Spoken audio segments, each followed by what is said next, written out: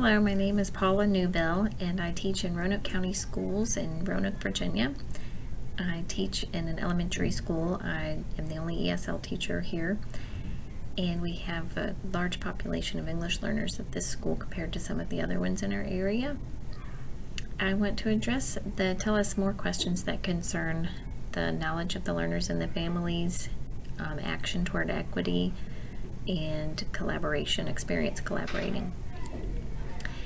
I'll address all of these while I talk about something called the WIDA Club. It's a club that we implemented last year at the school. I got the idea when I went to a conference a couple of years ago, and this pair of women, they were talking about how it had worked in their district, and I recognized a need for it in my school and perhaps all over the county.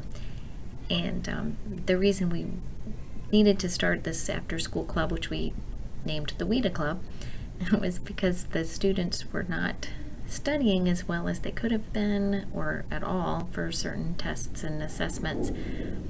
And a lot of times teachers would come to me and say, they're just not studying. And in their defense, I would say, well, maybe their parents aren't able to read the study guide. Let me see if I can perhaps help you modify the study guide. And even then, I think a lot of parents couldn't understand the concepts as far as even when there were lots of modifications.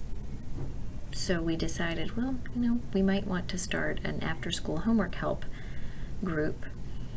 And when my coordinator got the funding, we had to set it up with WIDA standards of language development, and is one part of it, and then the other part would be the homework help. I asked my fellow coworkers if anyone would be interested in teaching these after-school classes with me, because I would be teaching the adults during that time. We offered a free ESL class for adults, Tuesdays and Thursdays, 2 days a week for a whole semester last year, and it was wonderful. The student response was great. They attended, they were eager, they wanted to come. Even after it was all over, they wanted for it to continue. They still talk about it. The students were provided a snack. They got some time to just unwind right after school. And then half of them went with the teacher who was doing the WIDA vocabulary building with hands-on activities, and half went with another teacher who was doing the homework help with their study guides and notebooks and texts and things like that.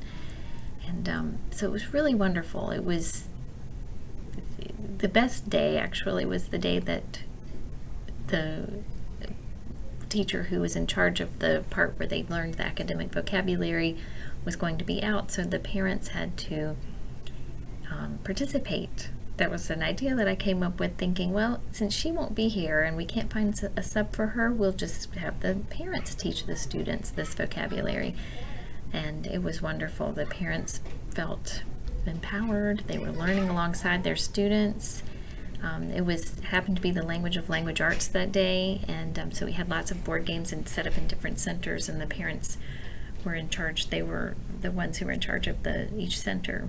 There was one for like main idea in detail, one for homophones. These were board games that went along with the Virginia SOLs.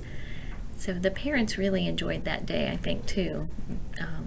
It was a really good example of trying to level the playing field as far as giving these children homework help, empowering the parents, getting to know the parents, and for them getting to know us, collaboration among teachers, and just really working hard for the students, trying to service them.